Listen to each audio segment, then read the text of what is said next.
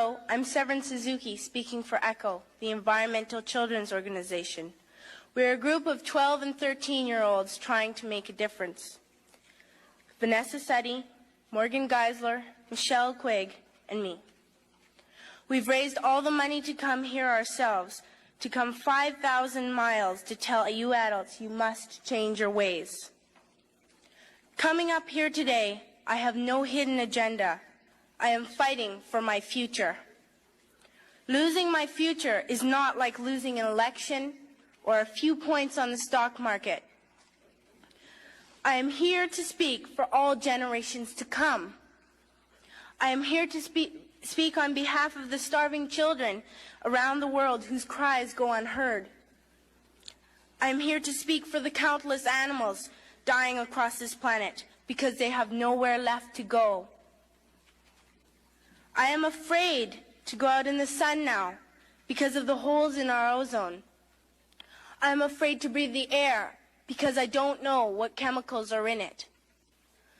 I used to go fishing in Vancouver, my home, with my dad, until just a few years ago we found the fish full of cancers. And now we hear of animals and plants going extinct every day, vanishing forever. In my life, I have dreamt of seeing the great herds of wild animals, jungles and rainforests full of birds and butterflies. But now I wonder if they will even exist for my children to see.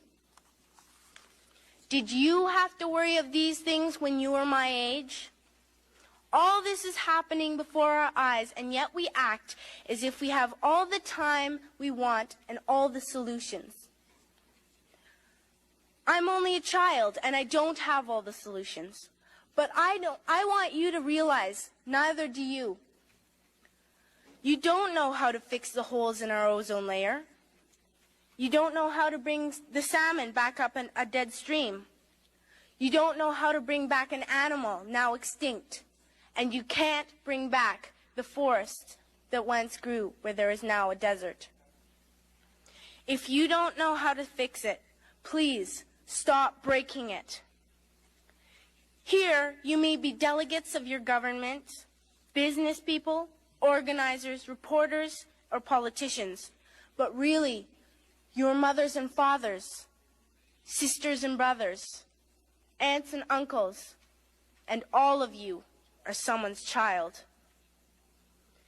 I'm only a child, yet I know we are all part of a family, 5 billion strong. In fact, 30 million species strong. And borders and governments will never change that. I'm only a child, yet I know we are all in this together and should act as one single world towards one single goal.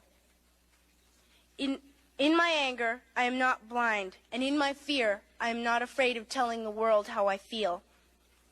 In my country, we make so much waste. We buy and throw away, buy and throw away, buy and throw away, and yet northern countries will not share with the needy. Even when we have more than enough, we are afraid to share. We are afraid to let go of some of our wealth.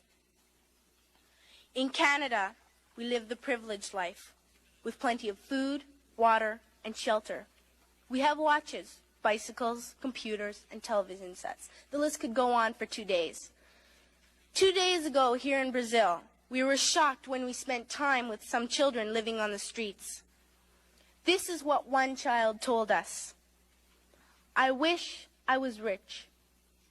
And if I were, I would give all the street children food, clothes, medicines, shelter, and love and affection.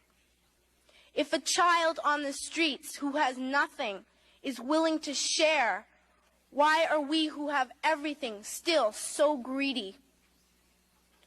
I can't stop thinking that these are children my own age, that it makes a tremendous difference where you are born, that I could be one of those children living in the favelas of Rio. I could be a child starving in Somalia, or a victim of war in the Middle East, or a beggar in India. I am only a child, yet I know if all the money spent on war was spent on finding environmental answers, ending poverty, and finding treaties, what a wonderful place this earth would be. At school, even in kindergarten, you teach us how to behave in the world.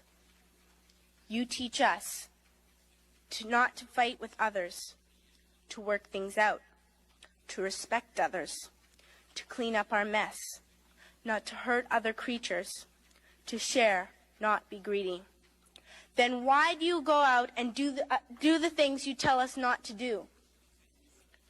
Do not forget why you are attending these conferences, who you're doing this for. We are your own children.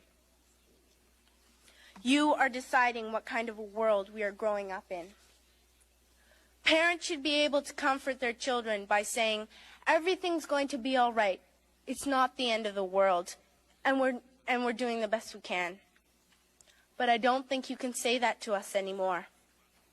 Are we even on your list of priorities?